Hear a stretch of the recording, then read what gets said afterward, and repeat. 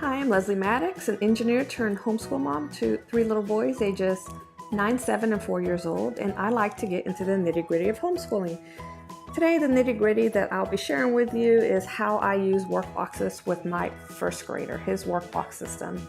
I've already published or put out there a video sharing with you my Workbox system for my preschooler. Today is going to be all about my first grader. So as you can see, for a Workbox system for the younger two, I use these drawer systems. These are not the typical drawers that you see in hobby shops, or at least not that I've seen. These are a little bit different because they have wider drawers. I specifically wanted something that fit a binder easily. And as you can see, it fits binders very well with some room to spare. This is a 10 drawer system, and I'm using all 10 drawers with my first grader. I have labeled each drawer for a particular subject. You see I have here a label for morning work, math, handwriting, spelling, grammar, Bible, reading, history, science, and writing. Now I usually don't have work in every one of these drawers for him every day. For writing, we're not even using that drawer just yet. Probably later on in the school year we'll do that. I have ordered these drawers in the order in which I usually want the work to be done. You can pull them out easily and move them around, but usually I ask him to work from the top down. A lot of this work he can do independently, but some of it he waits for me. Along with the label, each drawer has one of these indicators.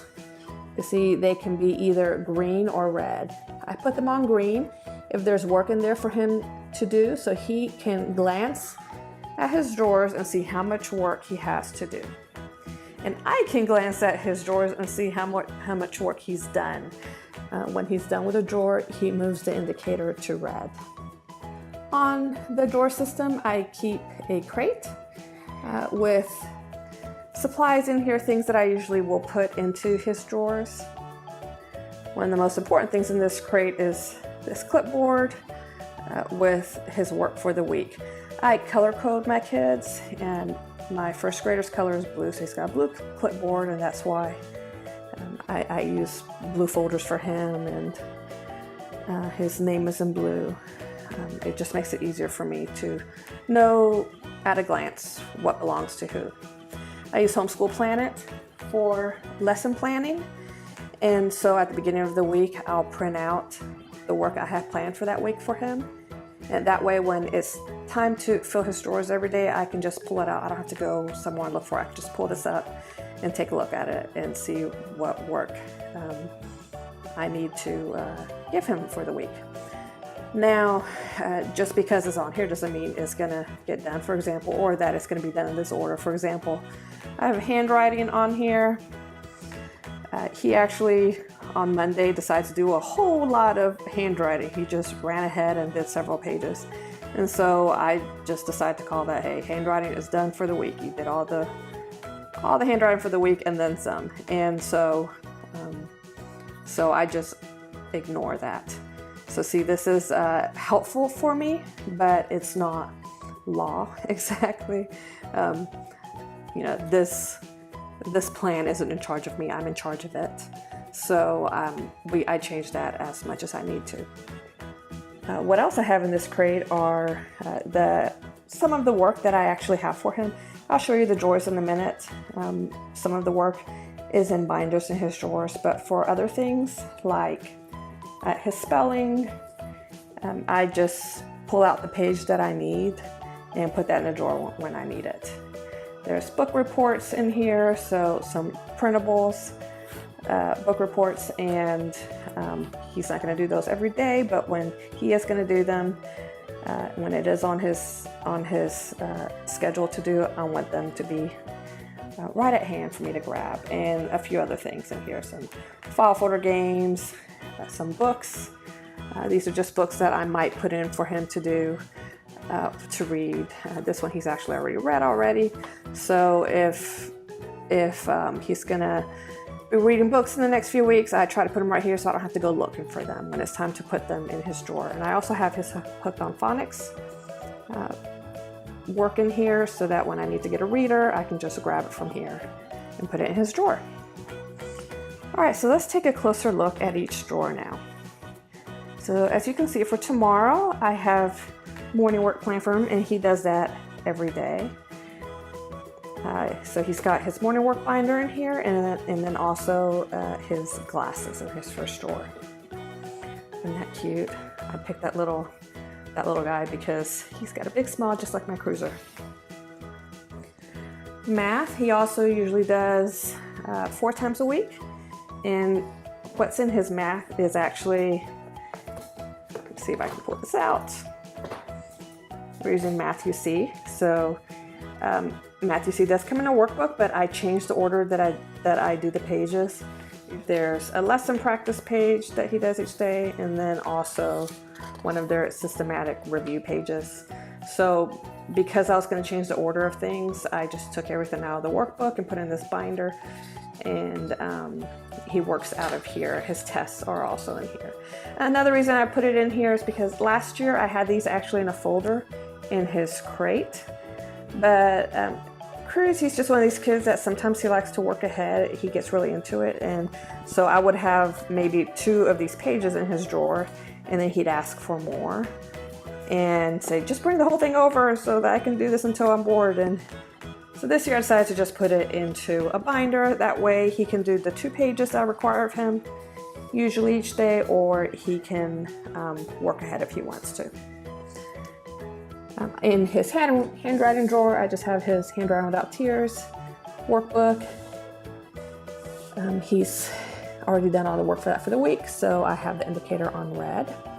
For spelling, he's doing a couple of different spelling things this year. If you take a look, I have a video I put out with our curriculum choices that gives you more detail about that, but this is his Spelling You See page, and so I have that in here, and then I also have a boogie board that I use for All About Spelling for him. So All About Spelling, most of that, the other supplies needed for that are the teacher's manual, which I have somewhere else, and then we also use the All About Spelling app, which we use on my iPad. So all that's in here are the boogie board and the Spelling You See worksheet. Grammar, I also have a couple of different things in here. As I shared in my curriculum video, I've started off using first language lessons with him. I don't love it, and he didn't seem to like it at first. So I also got the Kumon grade 1 writing workbook, which I really like. I was going to switch just to this, but he said, once we got further into first language lessons, he said he liked that okay. So it doesn't take a whole lot of time, so we go ahead and do this 3 times a week, and then we also work out of here a couple of times a week. This next drawer has his Bible in here, and he uses this beginner's Bible because it's true to each story and without adding a whole lot to them, and appropriate for his reading level. This is shared reading for sure. There's a lot of names in here and all that he's not going to know, and some words. It's really helped him with his reading practice, and also he's one that's not really been interested in spiritual things, but reading this book has really helped him with that. This drawer and a couple of the other drawers, we usually take these to the couch to do, so we can sit comfortably. I think reading should be a comfortable thing, and so we usually take those to the couch to do. This next drawer is his reading drawer. So in here, I have his Hooked on Phonics workbook. Yes, I said he's a first grader, but he's in a second grade book. And then I will also put another book in here sometimes, because I found for my older son and my middle son, they really progressed well when they were just reading books instead of just their phonics program. So he's been wanting to read this one, so we have this one in here right now for him to read. And we'll just read a few pages a day, because since he already reads his Bible book and Hooked on Phonics, he actually does a lot of reading for his age each day. So we'll just read a few pages each day.